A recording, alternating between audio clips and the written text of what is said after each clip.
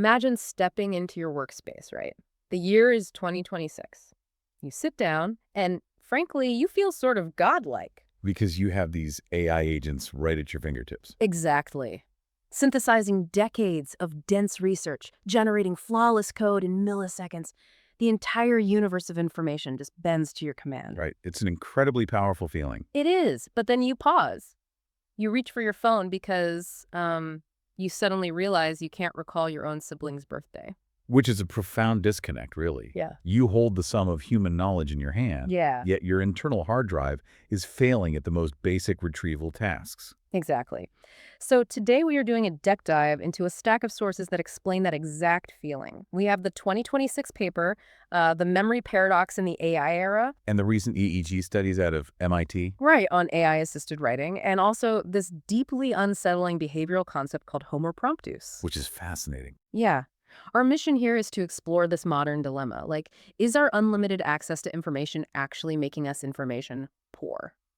Just because we've, stopped internalizing knowledge. Well, the psychological mechanism behind that feeling of forgetting a birthday, it's known as cognitive offloading. Or the Google effect. Exactly. Yeah. Because we implicitly expect algorithms to store knowledge for us, we've basically trained ourselves to only remember where to find the information. Right. Not the facts themselves. Right. We just store biological pointers, Yeah. not data. And the physical evidence of that shift is what the MIT researchers captured when they hooked students up to EEG brain scans. While they were writing essays, yeah. Yeah. And the students who used ChatGPT from the very start accumulated what they call cognitive debt Meaning their brains literally exhibited weaker neural connectivity. in regions associated with memory and deep focus. Just because they weren't flexing those cognitive muscles, they showed a startling inability to even recall the arguments in the essays they had just turned in. Well, because they didn't actually write them. They just managed the assembly of parts. Right. It reminds me of relying on a GPS.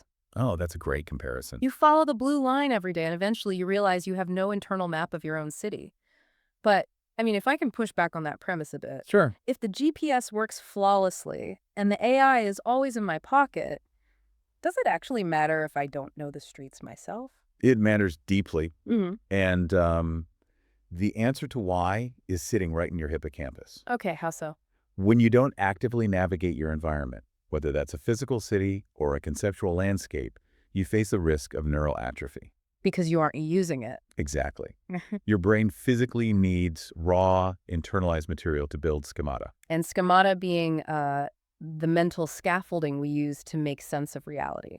Yeah, think of it as the framework that organizes how you understand the world. Without that internalized knowledge, you bypass one of the brain's most vital learning mechanisms. Which is what? Dopamine-driven prediction errors. Oh, right. When you hold knowledge internally, your brain is constantly making predictions about what will happen next. And when a prediction is wrong, You get a chemical signal. exactly, a dopamine shift, Yeah. that forces you to recognize the mistake and learn. So if I'm just staring at a GPS route or accepting a perfect AI output, I'm not generating any internal expectation. You're just passively receiving. Right. There's no prediction to be violated, which means my brain literally doesn't get the chemical trigger to learn anything new. You basically short-circuit the biology of learning entirely. I hear that. But humans have always relied on tools. I tend to view AI as an external brain. Like a natural technological evolution. Yeah, much like the calculator was for math. It automates the routine computation so we can focus on high-level thinking. Well, but a calculator automates a single, predictable task. Memory isn't just a filing cabinet of static facts. Right. It's the raw material for innovation.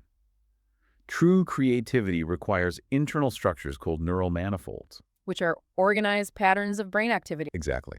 They allow disparate ideas to collide and spark sudden insights. So if creativity is like cooking a new dish, your internal memory is the pantry. That's a perfect way to put it. AI can hand you a brilliant recipe, but if your internal pantry is empty, you don't have the ingredients to combine in unexpected ways to create something genuinely novel yourself. And that is exactly the danger the researchers warn about. Lacking that internal knowledge, we devolve into Homo promptus. Right. We become a species that merely prompts and curates machine outputs rather than engaging in independent deep thought. We curate rather than create. We walk around with this grand illusion of knowledge, but beneath the surface, we're intellectually hollow. And that illusion is why the essentiality of knowledge matters now more than ever. Because you need it to evaluate the AI. Precisely. Building a robust internal memory is the only way you can critically evaluate what an AI generates. You have to possess your own mental map to realize when the GPS is confidently driving you straight into a lake. Which definitely happens. It does. That foundational internalized knowledge is how we remain truly human in this whole loop. I think that brings us perfectly to a final question for you to ponder.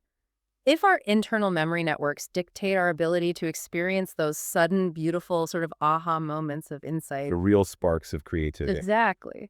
What happens to the future of human innovation when an entire generation outsources its foundational learning to an algorithm?